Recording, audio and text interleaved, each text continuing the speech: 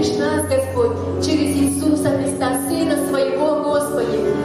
Благодарим Тебя за то, что мы сегодня принятые, Господь, со всеми нашими недостатками. Ты назвал нас народом Своим, царственным священством, Господь. Спасибо Тебе, Ава, Отче. И мы сегодня говорим: Отец наш Небесный, сущий на небесах, да святится имя Твое, да придет царствие Твое, и да будет воля Твоя, и на земле, как на небе.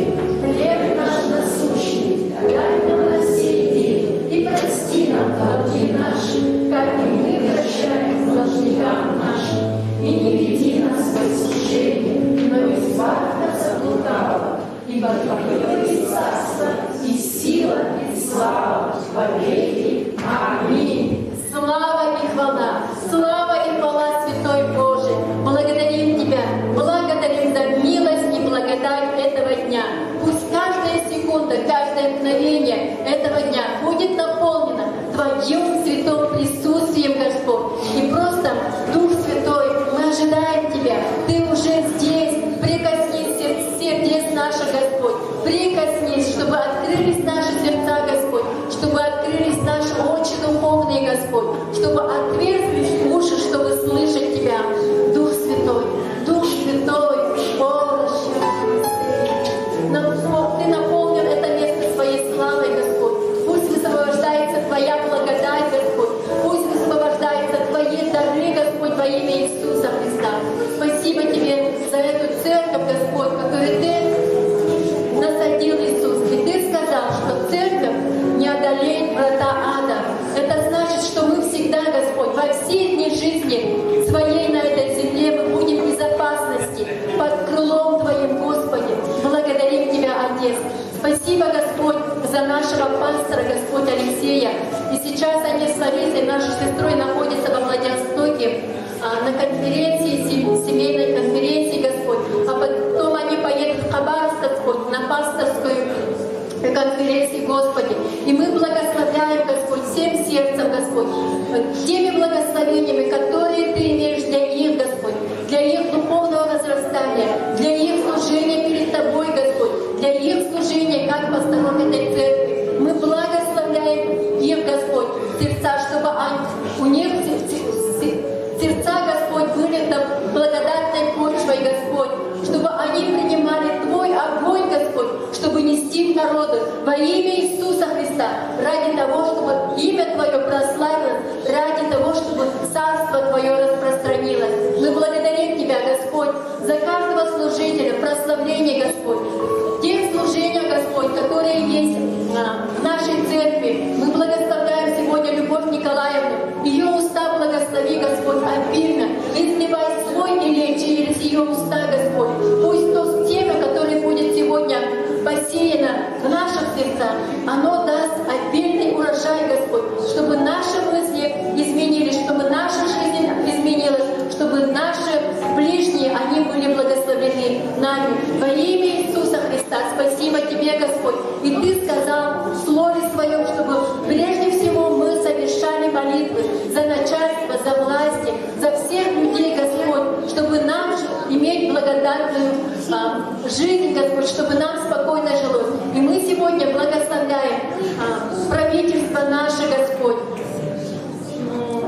мэров города, Господь, и всех, кто ответственен и стоит у руля власти. Благословляем их Твоей мудрости, благословляем их Твоим видением, которое Ты имеешь, Господь, для этой сферы, Господь. Во имя Иисуса Христа пусть они будут благочестивыми, Господь, хорошими управляющими, Господь, в тех местах, в которых они поставлены Тобой.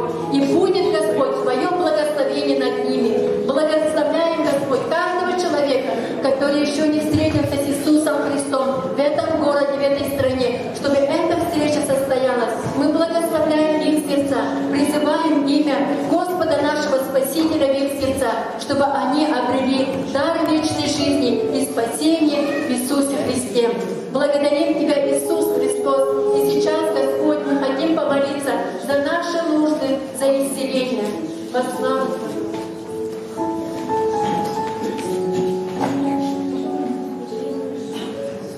Дорогой Отец, Ты Творец Вселенной. Все принадлежит Тобой, Тебе. Все Тобой движется и все Тобой дышит, Отец. Мы благодарим Тебя. Благодарим Тебя за то, что Ты так возлюбил нас, что отдал Сына Своего Единородного. Господь Иисус, Ты Своим израненным телом вознес на крест все наши болезни. Мы твердо стоим в вере, что ранами Твоими мы исцелены. Благодарим Тебя, Иисус, за Твою святую жертву. Ты был оплеван и унижен на кресте для того, чтобы мы были возвеличены Тебе, Господь. Мы благодарим Тебя, Господь, за то, что Ты умер. И мы умерли в Тебе, Господь. Ты на третий день воскрес.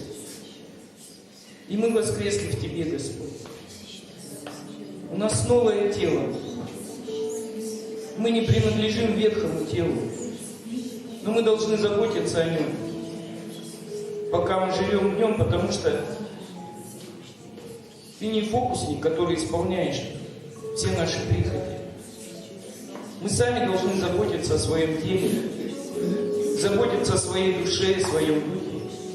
Господь, дай нам мудрости, наполни нас верой. Потому что написано, если кому не хватает веры, просите и даст без упрека. Господь, мы твердо стоим в вере, что в Тебе мы имеем восполнение всех наших нужд. И пока мы живем на земле, мы будем нуждаться. Мы просто люди. Но мы верим в Твое могущество, в Твою любовь, Господь. Мы верим, что Ты обнищал для того, чтобы мы были богаты на всякое доброе дело. Мы обогащаемся через Тебя. Господь, мы твердо стоим на обетованиях Твоих. Мы верим, что все наши родные и близкие будут спасены, потому что написано: «Я и дом мой будем служить Господу». Господь, мы отдаем Тебе все нужды и благодарим Тебя за то, что на кресте Ты уже восполнил. Благодарим Тебя за то, что Ты уже исцелил, и силой Духа Святого и властью имени Иисуса разрушаем всякие преграды, которые мешают прийти в нашу жизнь исцелением, восполнением нужд, благословением Твоим. Призываем Тебя, Господь, приди и очисти нас, приди и омой нас. Господь, наши сердца открыты. Благодарим Тебя, благодарим и славим имя Твое. Господь, спасибо Тебе. Спасибо Тебе за Твою безграничную любовь. Благодарим Тебя. Мы молились Тебе, Господь, во имя Отца и Сына и Святого Духа. Да будет так. Аминь. Дети наши, выходите, сейчас Наталья Дмитриевна будет молиться за вас. Мы приглашаем Демида. Демид к нам приехал. Откуда приехал? Настя, они приехали, бабушка привезла их, да, Демид? Ходи, пожалуйста.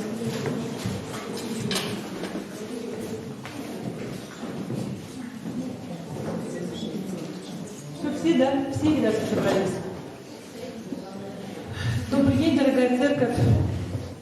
Я хочу сказать, что ежедневно, каждый день мы, как родители, как дедушки с бабушками, влияем на жизнь наших детей своим примером. Это происходит незаметно.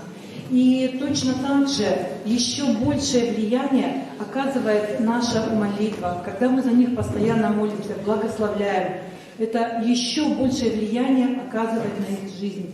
И я сейчас прошу присоединиться в молитве за наших детей, за наших внуков, за нашу молодежь. И, Отец Небесный, дорогой Господь, мы приходим к Тебе во имя Иисуса Христа, и мы просим Тебя за наших детей, за нашу молодежь, Господь, чтобы они, Господь, сегодня жили, Господь, знали Тебя по-настоящему, жили, Господь, по Твоему Слову, поступали по Твоему Слову, Господь, ходили Твоими путями, Господь, жили в благословении. Дай им мудрости, Господь, во всех своих поступках, чтобы они были твердыми и мужественными в своей вере, Господь, чтобы они выбирали себе хороших друзей, хорошее общение, Господь, чтобы они были разборчивыми, чтобы они не поддавались никакому влиянию, Господь. И точно так же, Господь, мы просим, чтобы у них были хорошие взаимоотношения с родителями, Господь, чтобы мы, родители, были мудрыми, Господь, и находили ключи к сердцам наших детей. И точно так же мы просим, чтобы наши дети, Господь, они имели успех, Господь, в учебе, Господь, во всех делах, которые они делают, все, чем они занимаются, Господь, чтобы они были успешными, Господь. Но прежде всего, Господь, мы просим, чтобы они имели успех, Господь, в тех путях, которые Ты для них предназначил, Господь. И мы просим сейчас, чтобы их сердца были открыты для Твоего Слова, чтобы то Слово, которое сегодня будет произноситься здесь за кафедрой или на воскресном служении, Господь, чтобы это Слово, Господь, оно как семя было посеяно в их сердца и дало хорошие всходы, которые потом имели бы влияние на их дальнейшую жизнь. Благослови каждого ребенка, каждого молодого человека, девушку, Господь, во имя Иисуса Христа. Аминь.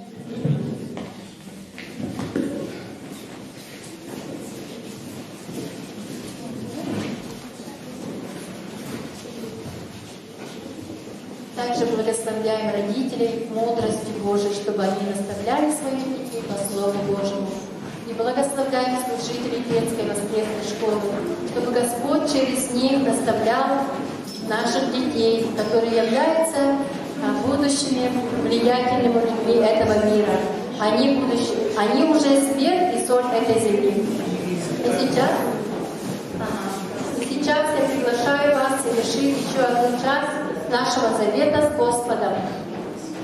Служение десятин и приношений. Мы это делаем из-за благодарности Богу, да? За то, что Он каждый день являет свою милость, свою любовь, свой божественный покров.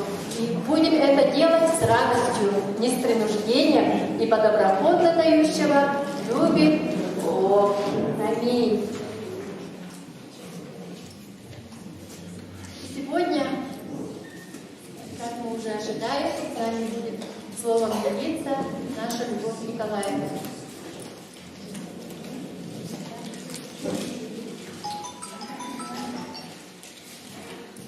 Братья.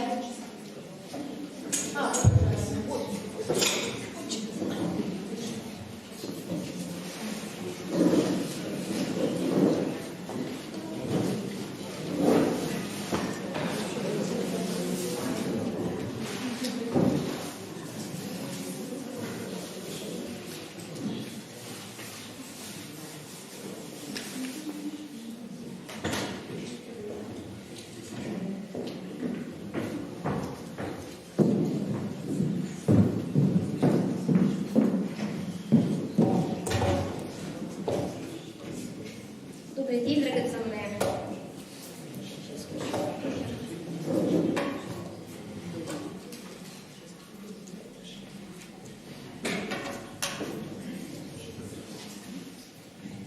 Уже вроде потеплело, народ немножко добавился, слава Господу. Так.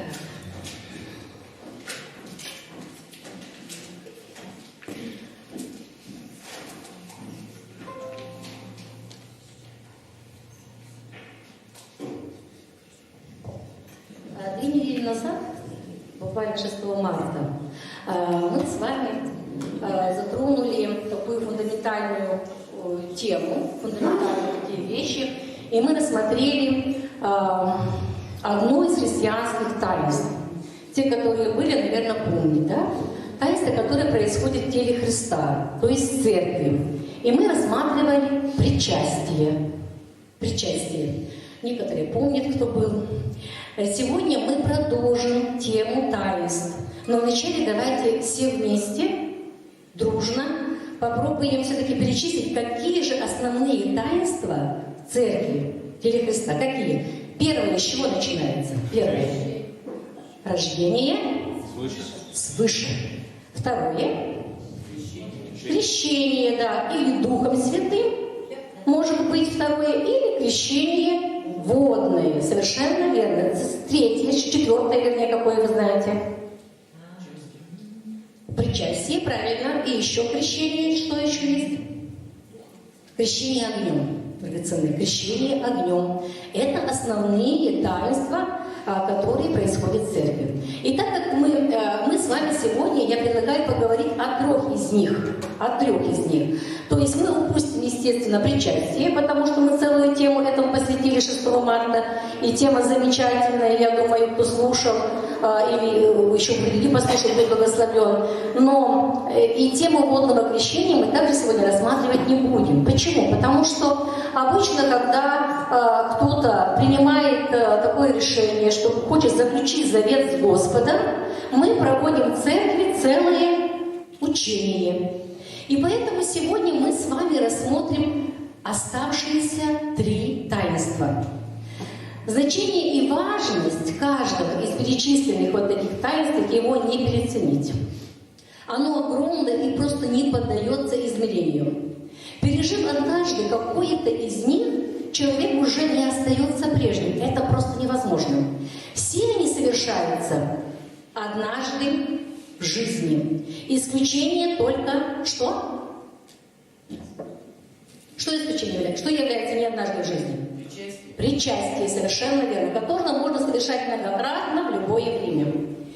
И все эти таинства взаимосвязаны. Без одного не может быть другого. Только рожденный свыше человек может пережить все остальные 4 таинства. Если не родился свыше, все остальное мимо него. И крещение огнем может пережить только тот, кто прошел все предыдущие 4 таинства. То есть есть вот такая своеобразная взаимосвязь. Я очень даже надеюсь, что это слово вас благословит. Итак, начнем по порядочку. Рождение свыше. Рождение свыше – это начало христианской жизни во Христе. Момент искреннего покаяния человека, когда он осознает свою греховность и свою потребность в Спасителе, когда, открывая свое сердце для Господа и призывает его войти в него, в этот самый момент человек и рождается свыше. Услышали, да, когда? Что это означает в практической жизни? Мы так много говорим, родился свыше, да, он рожден. А что это на самом деле? Что это такое, родился свыше? Мы с вами знаем, что мы как бы троичны. У нас есть дух, душа и тело, да? И при рождении свыше наш дух, не душа и тело, а наш дух соединяется с Духом Святым, с Духом Христовым, с Духом Божьим. Драгоценное, это одно и то же. Вот перечисление. Дух Святой, это, вот вы читаете, подразумеваете одно и то же. И с этого времени Дух Христов начинает обитать внутри нас, в нашем духе, И в этом месте соединения, как бы центр Божьего мироздания, мы становимся абсолютно одни с Господом. Соединяйтесь с Господом, есть один Дух с Господом. Только наш человеческий дух имеет такую наивысшую способность вмещать самого Бога. Никто, ничто, ни во Вселенной не может вместить Бога. Как написано во 2 Паралипоменон 2:6 написано: «Небо и небеса небес не могут вместить Его». То есть Бога не могут вместить. А мы с вами являемся чем? Храмом, да? Для Святого Духа. Только наш с вами человеческий дух содержит наивысшую способность выражать Бога и преображаться Его славой, неограниченно и безгранично. Наш дух, он не имеет предела, драгоценный, точно так же не имеет лимита ограничений, как и Дух Божий. И он напрямую соприкасается с духовным миром. Но для того, чтобы взаимодействовать с физическим миром, нужна душа и тело, через которые дух может проявляться в физическом мире. После грехопадения дух человеческий утратил способность править и владычествовать, будучи отделен, отсоединен от Бога. Наш человеческий дух, он стал как бы мертв для Бога, но он никогда не умирал, он жил сам по себе, иначе мы умерли. Душа же начала править после грехопадения, она стала как бы для Бога, она себя возвела в эти рамки, сосредоточенным на самом себе, вот, центр внимания, фокусировки на душу, я, вот это вот я, мне, мое. Во время рождения свыше вместе с Духом Святым в нас входит новое духовное семя. Это семя нового творения, кайнес. И мы таким образом с этого момента становимся носителями. Чего носителями? И Адама, перстного человека, и Христа. То есть и небесное, и земное после рождения свыше все еще в нас. Хотя Писание говорит, что все уже прошло, теперь все новое, что является абсолютной истиной. Но эта реальность, она автоматически не происходит, и с ней просто нужно активно работать. Потому что разум Христа, вернее, разум Адама, скажем так, мышление Адама, оно еще в нас работает, несмотря на то, что мы родились свыше. Или не работает? И сразу обновленный ум получили, ум Христов. Нет, конечно нет, к сожалению. И ум Христов у нас не работает на 100% сразу, увы. В Писании написано, что преобразуйтесь обновлением ума вашего. То есть это нужно нам совершать. Рождение свыше — это какое рождение? Это духовное рождение. И значит, мы получаем духовное спасение. Мы его не достигаем, не зарабатываем в Слове Божьем и от Духа. Что значит от воды? От воды, то есть от слова. Смелее говорить, я хорошо слышу. От слова. От слова какого? Слова рема, слова, исходящего из уст Божьих. То есть мы рождаемся духовно по вере от воды и от Духа. И рожденные от Духа есть Дух. То есть мы с вами драгоценные духовные существа. Согласны? Согласны. Бог есть Дух, мы духовные существа. Но нам нужно учиться жить по-новому, учиться ходить и взаимодействовать с Богом, чтобы достигать душевного и телесного спасения. Вы слышали, да? Духовного и телесного спасения нам нужно достигать, так как наша душа все еще остается неосвященной и не обновленной, точно так же, как и наше тело. Никто из нас после молитвы покаяния на следующий день не проснулся белый, пушистый, весь измененный, характер прям золотой и так далее. Увы, ничего это не произошло. Мы какие проснулись внешне, какие легли, такие проснулись. Но что изменилось? Что-то внутри радикально нас изменилось. Что-то такой толчок, начало новым преобразованием в нас. Апостол Петр, он говорит, 1 Петра, что 1 Петра 1:9, что достигайте верою вашего спасения душ. То есть все-таки спасение душ нам нужно достигать. Душа, которая привыкла руководить жизнью человека, после рождения свыше, она начинает осознавать постепенно, что она не самая главная, что она не первая, что Дух первый, не она, Бог, не она. Но нам, драгоценные, недостаточно все, что приходит от Духа Божьего, иметь только в своем Духе. Понимаете, когда соединяется наш Дух и Дух Божий, мы все получаем. Но если оно только остается в Духе, пользы для нас с вами никакой не будет. Никакой. Почему? Надо, чтобы из Духа все это поступило в душу. В душу. Потому что душа, она характеризует индивидуальность человека. Мы же не по духу человека знаем, мы по характеру, по тому, как он себя ведет, как он говорит и так далее. То есть это идентификация человека, она по душе идет. Угу. А душа сразу войти во все не может, и тем более тело, которому полежать бы, да поспать бы. Вот. Поэтому это не сразу происходит, нужно время. И когда душа постепенно обновляется, преобразуется, вот тогда и меняются привычки, меняются, соответственно, желания человека, его цели, мотивы. И, наконец, меняется самое трудное, что? Характер. Характер меняется, наконец-то. Новое творение таким образом учится жить по-новому. И это процесс.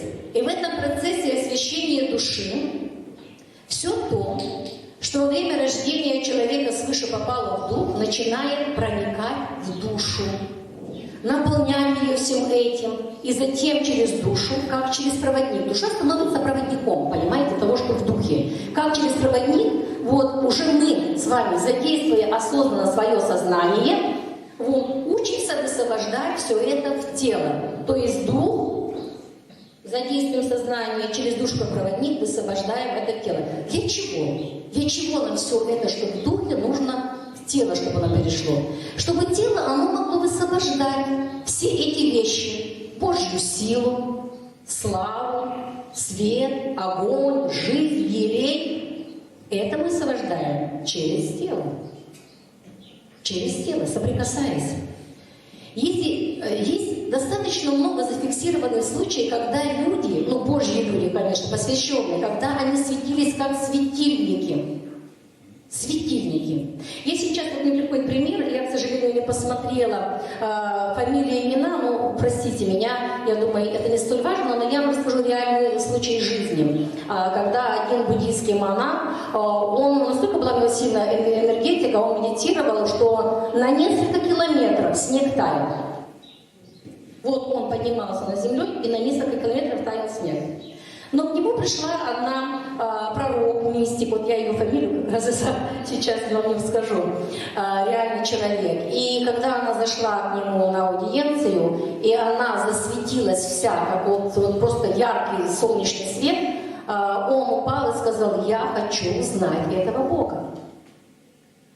И он принял Христа.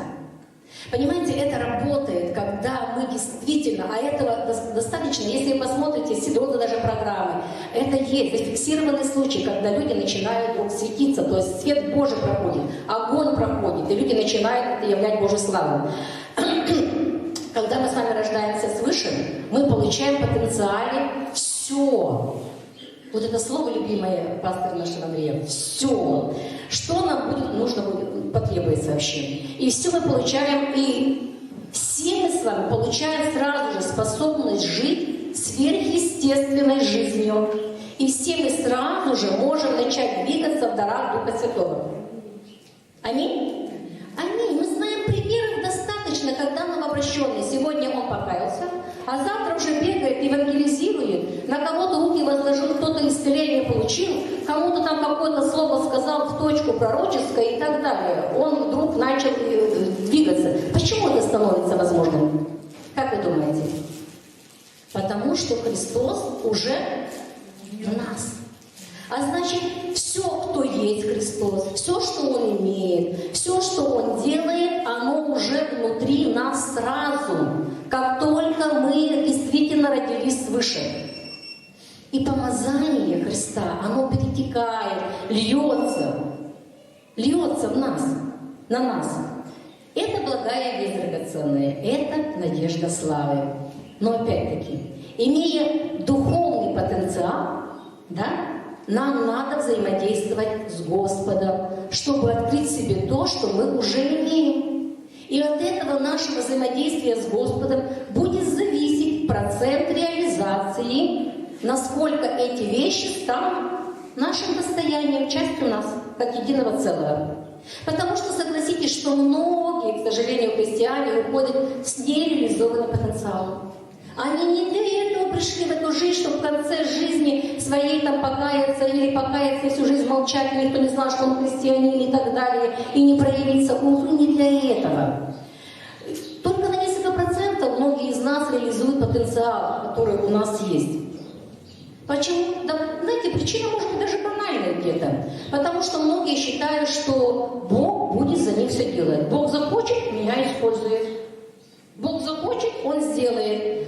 Драгоценная благодать, она ничего общего не имеет с нашей ленью и бездействием. Вот ничего общего не имеет. В Иакова 4:8 написано: «Приблизьтесь к Богу и приблизиться к вам. Очистите руки, грешники, исправьте сердца двоедушные». Это мы, драгоценные, должны инициировать приближение к Богу. И тогда в ответ Он будет приближаться к нам. До тех пор, пока Иисус не был прославлен, никто не мог родиться свыше. Услышали, да? До тех пор, пока Иисус не был прославлен, никто не мог родиться свыше. Помните, как написано было в Иоанне Крестителе? Матфея 11:11.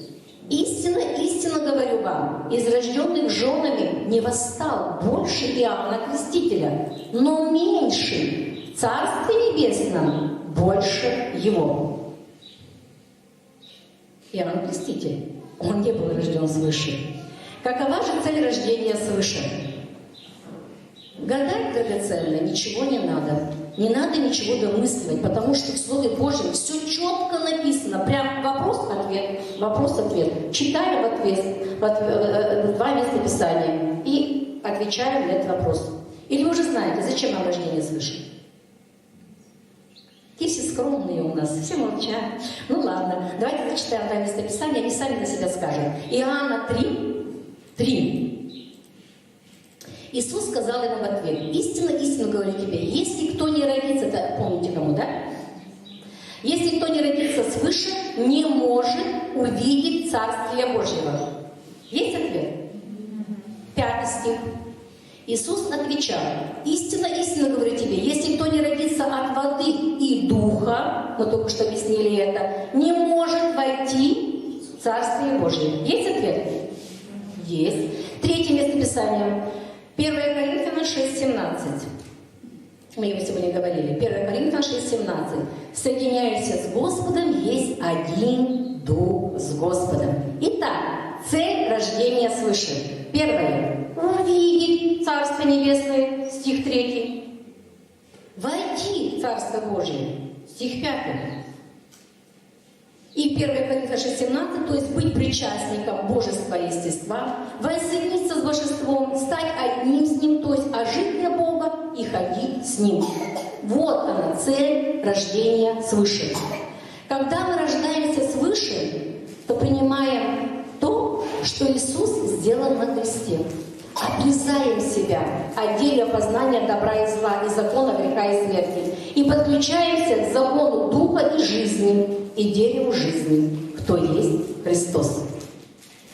Драгоценно, вы все рождены свыше, я так надеюсь, во всяком случае. И это прошло у всех по-разному произошло, да, по-разному. Кто-то дома сам помолился, кто-то кому-то там с подругой где-то, кто-то возвал Господу здесь, в церкви, вышел на молитву покаяния, да, искреннего. Это не происходит тогда, когда человека толкнули в спину, когда его за руку потащили волоком, говорят: вот иди молись. И он бездумно прошептал молитву покаяния. Вы знаете, это не происходит так. То есть это должно быть именно отклик сердца, да, это должно быть открытое сердце, должно быть желание пригласить Господа осознанно в свою жизнь. Давайте мы посмотрим как пример, как произошло рождение свыше апостолов. Оно записано в Слове Божьем. Но я хочу вас спросить, драгоценные, кто из вас такой любопытный? Скажите, подскажите, в какой именно момент, как вы думаете, произошло рождение свыше апостолов? Вот мы с вами, понятно, мы помолились, покаялись, вот мы родились свыше. Мы чувствуем, что все там что-то внутри загорелось. А в какой момент апостолы? Они же постоянно ходили с Иисусом. Когда же они родились? А? День Пятидесятницы? Нет. Сразу? А вы слышали, какое я ударение делала? Что нельзя родиться свыше, пока Иисус не был прославлен. Значит, это произошло после того, как Иисус был прославлен. Правильно, Он был вознесен, и Он это самое вернулся. Это знаете, где написано? Да, совершенно верно. В момент, когда Иисус на них думал и сказал: примите Духа Святого. Иоанна 20:22. Откройте, Иоанна 20:22. Когда это произошло, мы сказали, это в первый день воскресения Иисуса. Вечером Он явился своим ученикам. Это уже произошло после того, как Он поднялся к Отцу, то есть Он уже был прославлен. Вошел к Отцу на небеса. Это уже после этого. Дух, поняли, да, когда произошло? То есть после того, как Иисус был уже прославлен, Он дунул на апостолов, и они приняли Духа Святого. Дух Божий, Дух Христов вошел в апостолов, и они родились свыше, точно так же драгоценные. Не по-другому, как и мы с вами рождаемся. Точно так же. А вот крещение Духом Святым они приняли действительно в день Пятидесятницы. Итак, мы с вами переходим к крещению Духом Святым. Скажите, вот по рождению свыше вы что-то взяли для себя новое? Что-то новое для себя услышали по рождению свыше? Или все знали? Хорошо. Крещение Духом Святым. Рождение свыше и крещение Духом Святым – это одно и то же или разные вещи? Совершенно верно. Это совершенно разные вещи. Это разные вещи. И цель у них, естественно, разная. Общее то, что то и другое действие происходит по осознанному желанию человека и его молитве с верой. Чтобы нам разобраться в вопросе крещения Духом Святым, давайте также вспомним, где в Библии упоминается о крещении Духом Святым. Впервые его упомянул Иоанн Креститель, говоря об Иисусе Христе. Он сказал, что тот будет крестить Духом Святым и огнем. Это несколько мест Писания. Это и в Марка, и в Луки, и в Матфея. Ну, в Матфея 3:11 пусть будет, Марка 1:8 и так далее. Второй раз Иисус Христос предупредил учеников, что они через несколько дней будут крещены Духом Святым. Это было в день вознесения на небо. Это Деяние 1:5. Это потом эти слова процитировали апостол Петр. И следующее место Писания мы с вами зачитаем. Деяние 19 откроем. Деяние 19 со 2 стиха. Сказал им, это Иисус. Это не Иисус, это апостол сказал в Деянии. Сказал им: приняли ли вы Святого Духа, уверовав? Они же сказали ему: мы даже и не слыхали. Деяние 19. Да, Деяние 19, 2. Мы даже не слыхали, есть ли Дух Святый. То есть, понимаете, если они уже были рождены свыше, они от Духа Святого даже не слыхали, что есть такое крещение. Павел сказал: Иоанн крестил крещением покаяния, говоря людям, чтобы веровали в грядущего по нем, то есть во Христа Иисуса. Услышав это, они крестились во имя Господа Иисуса. И когда Павел возложил на них руки, нисшел на них Дух Святый, и они стали говорить иными языками и пророчествовать. Как произошло крещение Духом Святым в данном месте? Через молитву, совершенно верно, и возложение рук. И далее читаем 8 стих. И здесь мы читаем цель крещения Духом Святым. 8 стих. Но вы примете силу, когда сойдет на вас Дух Святый, и будете мне свидетелями в Иерусалиме и во всей Иудее и Самарии, и даже до края земли. Увидели цель? Цель. Увидели? Какая цель крещения? Крещение Духом Святым имеет цель. Это снарядить нас на служение. Мы не спасаемся через крещение, драгоценные. Мы духовно спасаемся через рождение свыше. А крещение Духом, оно связано с принятием нами, да, помазания определенной силы, наделяющей нас на служение. То есть мы принимаем силу для служения. Вот цель крещения. И эта сила, она делает нас способными нести это сверхъестественное служение. Без этого очень сложно нести служение и евангелизировать. 1 Коринфянам 2:4 Павел говорит: «И слово мое, и проповедь моя не в убедительных словах человеческой мудрости, но в явлении духа и силы». Да? То есть слово Евангелия, да, евангелизация сопровождалась силой, чудесами, знамениями. Крещение Духом Святым у каждого человека также, оно происходит по-разному. Кто-то сразу же после рождения свыше буквально получает крещение Духом Святым, через несколько дней, там, месяц и так далее. А кто-то через годы только созревает. Поэтому так важно услышать сегодня, для чего это, и понять, кому оно предназначено.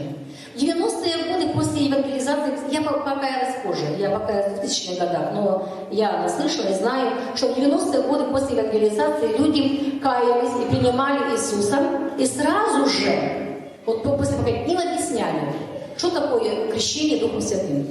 И они за них молились, и они принимали крещение Духом Святым. Лично я приняла крещение Духом Святым через 10 дней после покаяния. Через 10 дней. Я очень сильно хотела. Я так сильно хотела, я молила жертву, чтобы попасть на это служение.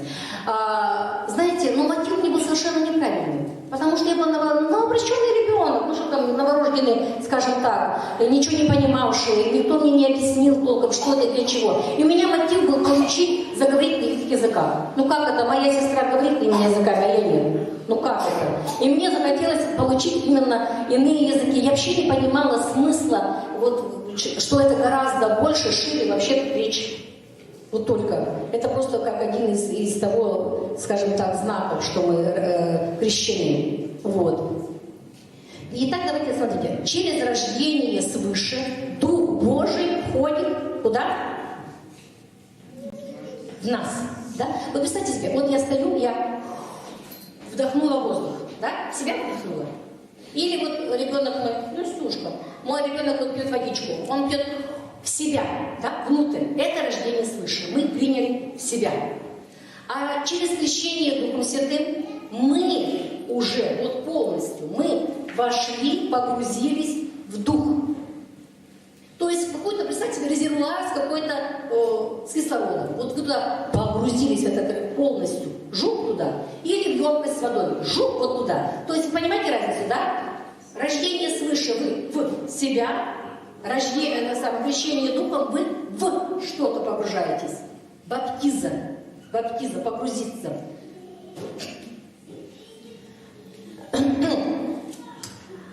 То есть крещение — это баптизм, все знают, да? Погрузиться в среду. И что делать там? Мариноваться. Вот смотрите, все, наверное, мариновали, ну, я имею в виду женский пол, мариновали огурчики. Вот если мы сделаем рассол, да? Возьмем огурчик такой свеженький, сорвали, бросим его в рассол. Опа! Что ж получил этот наш огурчик с вами? Он примет крещение рассолом драгоценное. Но полноту крещения рассолом он не примет. Так как что нужно? Требуется время, чтобы он проминировался. Чтобы он просолился, да? Чтобы вот это все пошло в него внутрь. Надо время какое-то. Это процесс, однако. Вот. И чтобы он полностью завладел. Поэтому нужно какое-то время. То же самое со Святым Духом. Мы все имеем Святой Дух внутри себя. Но имеет ли нас Дух Святой? И имеет ли Он ту свободу, чтобы Он мог двигаться и действовать так, как Он хочет внутри нас? Нет. Нет. Вот скажу точно, что нет. Если бы это было так, драгоценное, мы бы с вами, на каком уровне были. Нам в этом еще надо возрастать и возрастать. Крещение Духа Святого – это уже свершившийся факт в нашей жизни. А иначе, это самое, да, но, хотя это свершившийся факт, смотрите, божественное здоровье нам дано. Дано? Дано. Я хочу пояснить это. Это наша часть и совершенная воля Божья, чтобы мы ходили на земле в совершенном здоровье и не болели. Ну, скажите, вы видели кого-нибудь, кто не болел? Единицы. знаете, такие есть, но это такие единицы вообще. Почему же мы не ходим? Вот это вот слово «маринуемся». Маринуемся, драгоценные мои. По мере укрепления Святого Духа в нас и будет высвобождаться эта сила, сила дюнамис. Господь будет доверять эту силу согласно тому, насколько мы с вами промариновались и пропитались им. Вот. И плавно мы с вами перешли к понятию как исполнение Святым Духом, потому что этот вопрос люди тоже путают. Крещение и исполнение – это разные грани. Давайте разберемся. Если крещение Святым Духом представляет собой единократное, помните, мы вначале сказали, что все единократное, кроме причастия, да? Единократное действие, то есть однажды, когда-то, в какой-то день, впервые в жизни мы исполнились Святого Духа, погрузились в Дух Святой, баптизм это, да, крестились, то исполнение Святым Духом – это процесс. И нам дано повеление, в Ефесянам 5:18, исполняться Духом. Это нам сказано, исполняться. То есть продолжать это делать снова и снова непрестанно. Для чего нам нужно исполняться постоянно Духом Святым? Чтобы мы с вами сосуд, чтобы мы как сосуд, как чаша Божья, да, вот, были наполнены им. И это наша ответственность. Если чаша наполнена чем-то, в данном случае речь идет о Духе Святом, да, то в нее тяжело будет что-то налить. Вот если я возьму чашечку, налью полную воды, много вы туда добавите что-то? Нет, правда же? Она наполнена. Вот так же и так. Если мы наполнены Духом Святым, туда трудно будет что-то еще добавить. И если человек регулярно, постоянно продолжает исполняться Духом Святым, он меньше будет исполняться грехом, гневом, раздражительностью, яростью, злобой, там, ненавистью, нетерпением. Все эти нехорошие слова пропустим и так далее. И такой человек сможет гораздо легче контролировать свои мысли, свои слова, а соответственно и свои поступки. То есть будет поступать по духу, и только тогда он сможет понимать, что есть действительно воля Божья. Ибо Дух Божий – это есть Дух мудрости и Дух откровения. Итак, в Писании написано: «Ибо Бог дал нам Духа любви, силы и самообладания». Это характеристики Духа Святого. То есть наполнение Духом Святым, исполнение Духа Святым важно и для получения силы для служения, и для подчинения жизни водительству Духа Святого, и для формирования нашего характера.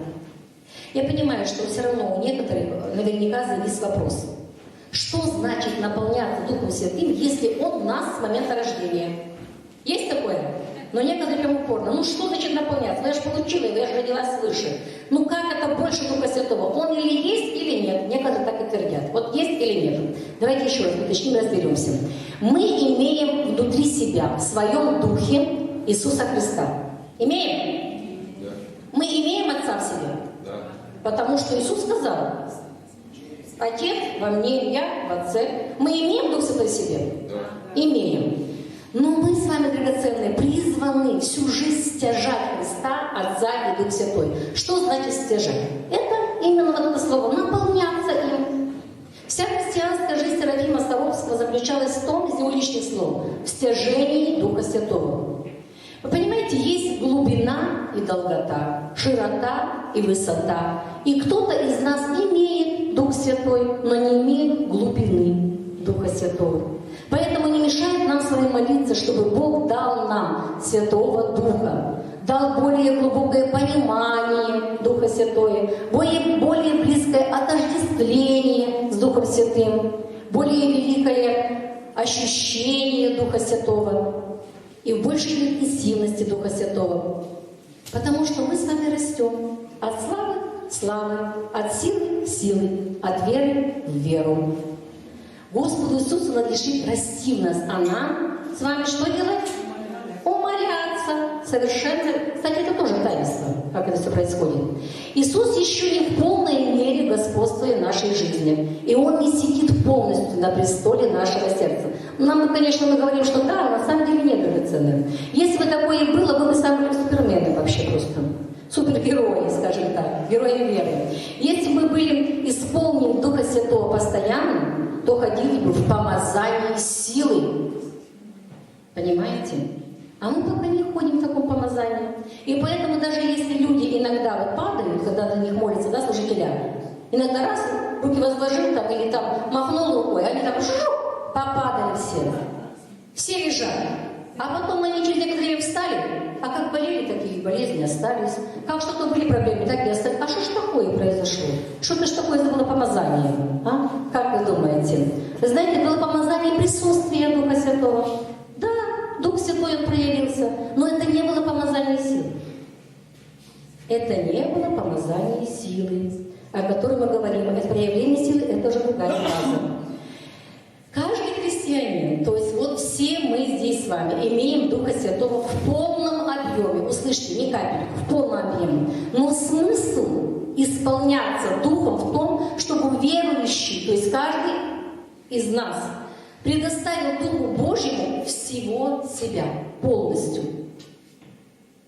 От себя, вот отдайте Духу Святому, чтобы Он мог укорениться, наполнить вас. Вот в этом смысл. Понимаете? Чтобы промариноваться полностью. Давайте прочитаем Ефесянам 3:17. «Верою вселится Христу в сердца наши». Скажите, Христос уже в нас? В нас. Тогда о чем идет речь? Да, Он у нас, но Он вселился в нас частично. Он вселился только в наш дух, как мы сказали. Там произошло полное единение с нашим человеческим духом. Но Он продолжает вселяться в нас. Куда? В нашу душу, правильно? В сердце и тело. Он продолжает вселяться. То есть сюда тоже должен войти свет и слава Христа. И происходит это по мере того, как мы даем Ему место, даем возможность вселяться и утверждать свое господство в нас. Филиппийцам 3:8 написано, это апостол Павел пишет, что все почитают за ссор, чтобы приобрести Христа. Апостол Павел собирается приобрести Христа. Что, у него Христа нет внутри? Есть. Опять-таки, то же самое драгоценное. Христос в нас, и мы Его приобретаем. И это наивысшая цель. Все остальное ничто. Ссор, вы знаете, вообще-то там ссора, там как какашки написано. Вот на самом деле вот это оно и есть. То есть все остальное вообще и говорить не о чем. Самая главная цель – это приобрести Христа. Вот. Смотрите. В крещении Святым Духом мы имеем начальную фазу. Да? Но в течение всей жизни мы продолжаем исполняться Духом Святым. Это понятно, да? Понятно. Я думаю, что не будете путать. Рождение свыше – это одно, крещение Духом – второе, и исполнение – это совершенно третье. Понятно. Пошли дальше. Серьезные судьбоносные моменты нашей жизни и служения есть специфическое исполнение Духом Святым для исполнения специфических целей и осуществления специфических миссий. В такие моменты люди получают конкретные способности. То есть они теряют всякий страх, всякое сомнение, ведут себя настолько смело, вот которых поджигали как факелы, которых там шкуры зашивали и так далее. Люди вели себя бесстрашно просто. Говорят они с дерзновением, поступают бесстрашно и так далее. И знаете, этих мест Писания достаточно много в Библии есть. Когда и Петр, исполнившись, написано, Духа Святого, и там такую пламенную речь сказал. Или апостол Павел тоже, исполнившись Духа Святого, сказал, там ты враг, там всякая неправда и так далее. Такую речь сказал, смелую. Пошел. О Стефане написано в Деяниях 6:8, исполненный веры и силы, совершал великие чудеса и знамения в народе. А Варнаве, Деяниям 11:24, исполненный Духа Святого и веры, он смел, там дальше есть Евангелие. То есть мы видим, что всегда после того, как исполнился кто-то Духа Святого происходило что-то важное в жизни. Это было или слово высвобождено, да, или действие какое-то высвобождено. И вот это все, дорогие, и постоянное такое регулярное наполнение Духом Святым, и специфическое исполнение Духом Святым важной моменты жизни должно с нами происходить. Нам нужно об этом знать, заботиться, ревновать. Итак, крещение Духом Святым – это для кого? Для всех или нет? Для всех. Правильно, молодцы. Это для всех желающих. Господь крестит нас по нашей молитве с верой. Молитвы с верой. Исполнение Духом Святым – это необходимая часть. Я думаю, что вы уже в этом убедились, да, христианской жизни каждого из нас. Оно не только может повторяться, но его надо искать снова и снова. Каждый день наполняться. Всегда. Понятно? Слава Богу. Переходим к крещению огнем. Вот вы даже это таинство немножко упустили, да? Вот это таинство. Потому что о нем, конечно, меньше как бы говорим.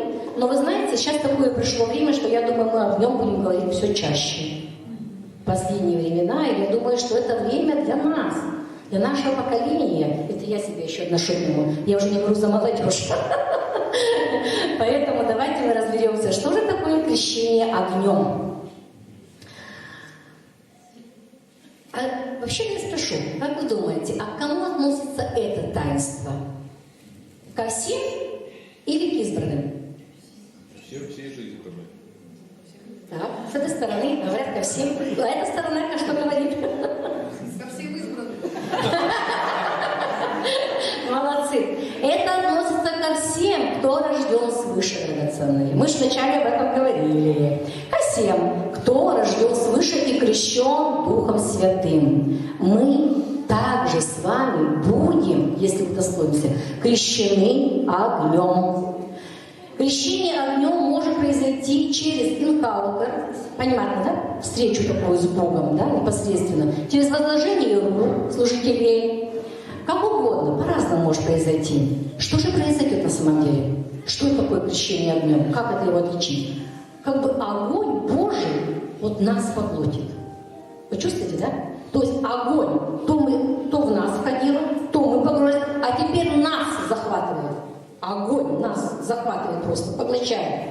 Это начальная фаза. Она точно такая же, как и крещение Святым Духом. Но потом начинается процесс, который будет включать в себя страдания, трудности, испытания, которые мы должны пройти. Некоторым уже не нравится, уже слушают, что ж такое говорят. Откуда делаем такой неоптимистический вывод? С Писания драгоценные. И Слово Божье. Давайте мы в него углубимся. Луки, 12 глава, 49-50 стих. Огонь пришел им извести на землю, и как желал бы, чтобы он уже возгорелся. Крещением должен я окреститься, и как я томлюсь, пока сие свершится. Кто это говорит? Иисус. Впереди его ожидают муки смертные. Об этом крещении огнем идет речь. Матфея 20:23. Иисус говорит ученикам: крещением, которым я крещусь, будете креститься. Имеется в виду, опять-таки, драгоценное страдание. У крещения огнем есть две основные цели. Она, скажем, вытекает одна из другой. Это преобразовать нас в характере. То есть через трудности, страдания, испытания, скорби мы преображаемся как личности в характере. Я бы сказала, что характер куется, как металл в кузнице. Вы помните, как золото, да? Через огонь проходит сплав вот это вот происходит через огонь. Погрузившись в огонь, мы в итоге сможем пребывать в славе, служить в славе, потому что слава — это огонь. Высвобождать славу Божью. Когда кто-то из нас просит крещения огнем, вы должны понимать, что это не всегда связано с физическим проявлением, приятным таким ощущением мурашечек по коже, быть пьяным таким в духе, ходить на веселе. Это ничего общего с этим не имеет, драгоценные. Вообще ничего общего. Как я уже сказала, этот человек помещается в огонь, а значит, ему будет и неприятно, и будет жечь, и будет больно, потому что это огонь. Крещение огнем – это более высокое крещение, чем крещение Духа Святого. Крещение Духом Святым – это крещение в силу, запомните, в силу Духа Святого. А крещение огнем – это крещение в славу Духа Святого. Уловили? Молодцы. Без крещения огнем никакого взаимодействия со славой не будет. Так, чуть-чуть проблески. Чтобы жить в этой энергетике славы, надо иметь в себе чистое сердце, чистые уста, обновленный разум. Драгоценные, в слове написано, что Бог есть огонь пожирающий. Слава в виде огня, и она начинает пожирать, поглощать. Огонь, он устранит всю нечистоту. Устранит? Устранит, конечно. Сожжет всякую ложную, извращенную идентификацию, структуру, природу, твердыни в нас. Это все сделает огонь. Если человек не соответствует уровню славы, это опасно для его здоровья. Если тела наши не натренированы переживать высокий уровень славы Божьего присутствия, тогда это будет опасно для нас. Время от времени Бог может давать нам интенсивное переживание. Время от времени, имею в виду. Но непрерывно жить в славе мы не сможем, мы сгорим просто. К этому нужно готовиться, драгоценные. По мере нашего очищения, освящения, по мере определенной подготовки, Бог сподобит нас находиться чаще, дольше и в более глубоких интенсивных сферах Его славы. Отчасти о крещении в нем написано, давайте прочитаем, Исайя 4:4. Пророк Исайя, 4 глава, 4-5 стих. «Когда Господь омоет скверну дочерей Сиона и очистит кровь Иерусалима и следы его духом суда и духом огня, и сотворит Господь на всяким местом горы Сиона и на собрании облака, и дым во время дня, и блистание пылающего огня во время ночи, ибо над всем чтимым будет покров». О чем говорится? Говорится об покрове славы, об облаке славы, облаке огня и света. Итак, крещение огнем включает в себя дух огня, который непосредственно пребывает в нас, и дальше при совокуплении огненных искушений. Никуда без этого мы не уйдем. 1 Петра 4, 12-13. 1 Петра 4, 12-13. Сейчас убедитесь. Возлюбленные, огненного искушения, для испытания вам посылаемого, не чуждайтесь, как приключение для вас странного. Но как вы участвуете в Христовых страданиях, радуйтесь, да и в явлении славы Его возрадуетесь и восторжествуете. Опять, что мы видим? Связь, огненное крещение и страдания. Мы, конечно, не хотим это видеть, но деваться некуда. Это Слово Божье. Это истина. То есть крещение огнем – это крещение испытания.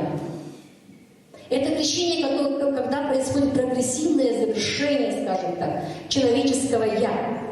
Вот умереть для себя. Вот это сюда относится. Многие молятся, чтобы Господь крестил их огнем и поют об этом. Помните? «Я хочу быть в огне, быть в огне». Помните? Песенка такая. Это об этом крещении. Человек молится и не понимает, о чем молится, о чем поет песенку радостно такой. Дай мне Бог испытание, я готов. Ну, получишь. Но просящий должен же понимать, да, что он просит. Апостолы прошли это огненное крещение. Не все пройдут, драгоценные, но невеста, она пройдет крещение огнем. Крещение огнем – это и крещение посвящения. Господь будет крестить нас Духом Святым и огнем. Так же написано. Это 100% воля Божья. Но, драгоценные, согласитесь, что не все живут по воле Божьей. И не все хотят жить по воле Божьей. Это не всегда удобно. Для того, чтобы нам стоять во святой святых и оттуда служить, то есть с небес на землю служить, то есть быть ковчегом, в котором Христос, надо пройти крещение огнем. И давайте мы сделаем такой краткий вывод. Повторим основные цели рассмотренных сегодня таинств. Давайте будем вспоминать. Основная цель рождения свыше. Что это? Принять Бога. Увидеть и войти в Царство Небесное. Быть причастником Божества естества. Рождение свыше, оно доказывает наше спасение духовное и принадлежность к Небесному Царству. Следующая цель – крещение Духом Святым.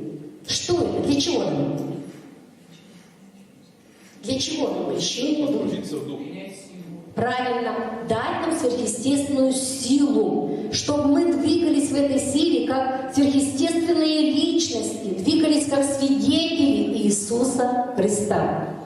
А какая цель крещения огнем?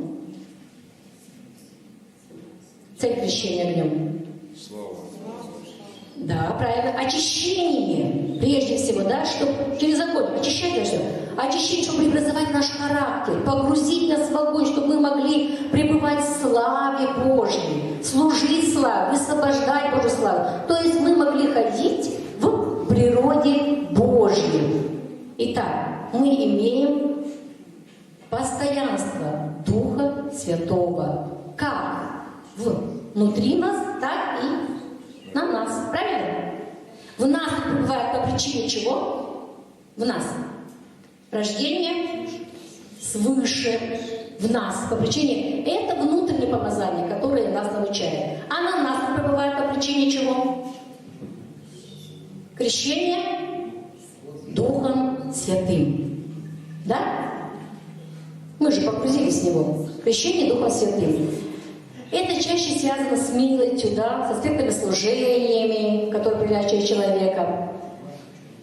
Крещение Духом Святым, оно квалифицирует нас двигаться, совершать работу, пребывать в святой святых. А крещение огнем пребывать, вернее, во святом месте. Крещение Духом Святым квалифицирует пребывать в святом месте. Помните, как скиния была, да? Внешний двор, святое святых. Так вот, как бы вот в этом святом месте, а крещение огнем во святое святых. Я думаю, что для этой темы вполне достаточно, чтобы вы поразмышляли. Поэтому я надеюсь, что вы что-то для себя сегодня взяли. Ну, слава Богу тогда. Благословляем, чтобы вы это поразмыслили и ревновали, драгоценные. Кто не принял водное крещение, принят водное. Кто не крещен Духом Святым, принят крещение. И так далее. То есть, чтобы у вас была ревность, чтобы вы понимали, для чего это. Без этого мы будем ходить новорожденными, несмышленными христианами. Аминь. Спасибо.